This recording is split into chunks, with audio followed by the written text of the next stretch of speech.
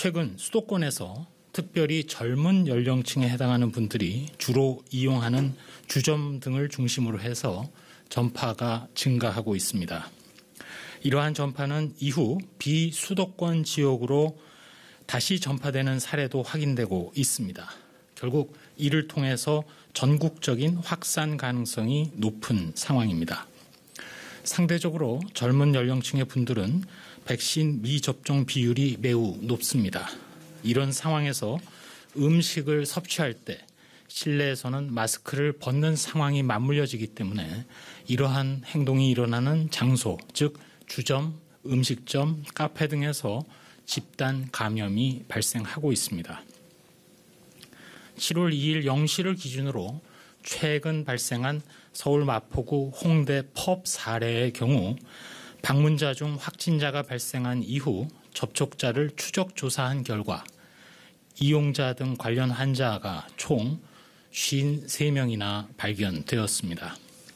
더구나 이들 해당 시설은 밀집 환경에 또 마스크 착용이 미흡한 것으로 나타나 이용자 간의 확산 위험도 높은 것으로 조사되었고 일부 확진자는 해당 시설 이용 전후에 인근에 위치한 다른 주점에 방문한 것도 확인되어 전파 가능 시설이 더욱 확대된 상황입니다.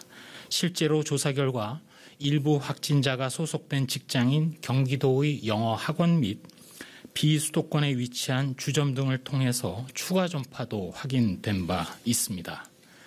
이러한 사례에서 보듯이 주말 또 방학을 맞아 젊은 층들이 주로 이용하는 주점을 통한 감염, 이를 통한 전국적인 확산 가능성이 매우 높은 상황입니다. 당장 이번 주말을 포함해서 향후 2주 동안 각종 유흥시설, 즉 펍, 바, 감성주점, 클럽 등의 이용 자제와 함께 이들 시설 관계자는 방문자 증상 체크, 방명록 관리, 주기적인 환기를 철저히 실시해 줄 것을 당부드립니다. 저희 당국은 전국의 지방자치단체와 협조해서 유흥시설의 방역 점검 그리고 선제 검사, 확진자 발생 시설에 대한 이용자 추적 관리 등 관리 조치를 더 한층 강화해 나가겠습니다. 또한 최근 수도권 등에서 클럽이나 주점과 같이 밀집된 공간에서 많은 사람들과 접촉한 분들은 증상이 없다 하더라도 검사를 받으시도록 적극 권고합니다.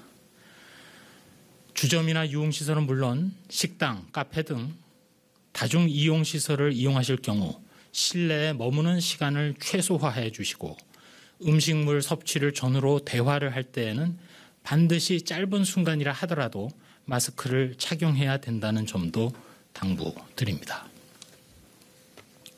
다음으로 예방접종 관련된 사항을 안내해 드리겠습니다.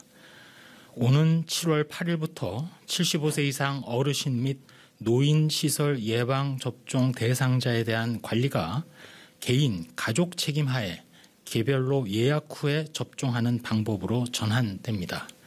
이제까지는 지난 4월 1일부터 75세 이상 어르신을 대상으로 지방자치단체의 읍면동, 시군구에서 직접 대상자를 조사하고 예약 접수를 실시하는 등 지원을 해왔는데 이 방식은 7월 6일까지로 종료됩니다. 다만 말씀드린 대로 7월 8일부터는 개별 예약을 통해서 75세 이상 어르신 등은 고위험 감염 취약 대상이기 때문에 개별적으로 예방접종 센터의 현장 예약 또는 지자체의 콜센터 등 전화 예약 후에 접종하실 수 있는 기회를 계속 가지시게 됩니다. 또한 예방접종에 동의는 했지만 아직까지 접종 일정을 잡지 않은 75세 이상 어르신은 7월 6일까지 지자체를 통해서 예약을 하시면 7월 17일까지 접종을 받으실 수 있고 말씀드린 대로 7월 8일부터 개별 예약을 통해서 접종 받으시기 바랍니다. 다음으로 코로나19 치료제 등과 관련된 상황입니다. 먼저 코로나19 치료제 중 베클루리주의 경우 현재 128개 병원에 8,621명 환자에게 투약되었고 항체 치료제인 레키로나주는 82개 병원에 5,529명의 환자에게 그리고 혈장 치료제는 임상시험 목적 이외의 치료 목적으로 47건이 식약처로부터 승인받아 사용 중입니다. 이 가운데 국산 항체 치료제의 동물 실험과 관련해서 말씀을 드리면 국립보건연구원 국립감염병연구소에서는 델타형 변이 바이러스에 대한 국산 항체 치료제 효능 평가를 위해서 동물 실험을 진행하고 있습니다. 이에 따른 치사율이라든지 바이러스 검출 양상 등을 분석하여 결과가 나오는 대로 말씀드리도록 하겠습니다. 저희 국립감염병연구소에서는 민관 협력을 통해서 전 세계에서 발생하고 있는 다양한 변이 바이러스에 대해 효과를 가지는 광범위 효능을 가진 항체 치료제를 개발하고 있습니다. 다음으로 국가병원체 자원은행에서는 코로나19 바이러스 중 주요 변이 균주를 총 55개 기관에 536건을 분양했음을 설명드립니다. 앞으로도 항체 치료제의 효능검사, 병원체의 분양, 배양 등 적극적으로 보건의료 산업 발전에 기여하도록 최선을 다하겠습니다. 한 말씀 드리도록 하겠습니다.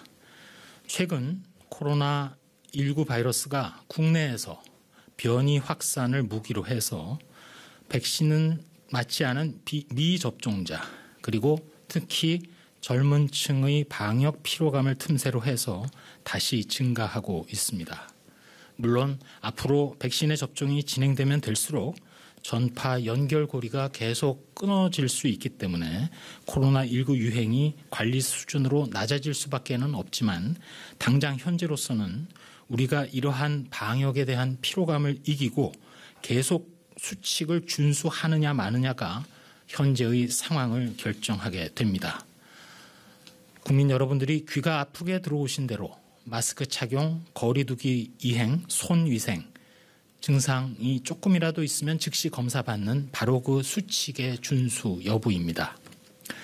현재 전 세계적으로 코로나19의 사망자 규모는 작아지고는 있습니다. 우리나라도 위중증과 사망자 규모는 여전히 작습니다.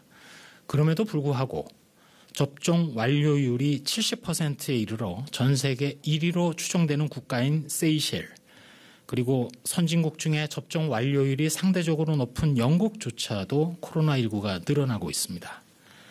그런데 자세히 보면 영국의 경우는 주로 미접종자인 20대 그리고 이들이 주로 활동하는 교육 환경을 중심으로 급증하고 있는 상황입니다.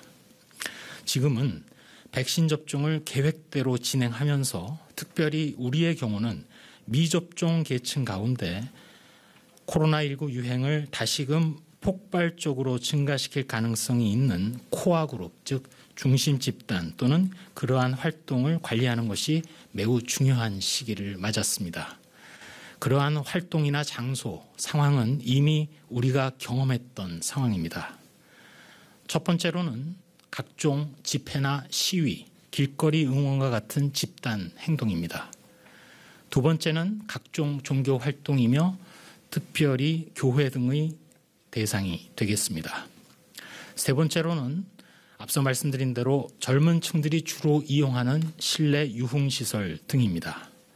이러한 시설이나 활동, 환경은 전파 위험이 크고 상대적으로 거리 두기를 지키기가 어렵고 발생하면 추적이 어려운 데다가 다중 파생 전파도 가능한 그런 폭발적 발생을 야기할 수 있는 환경입니다.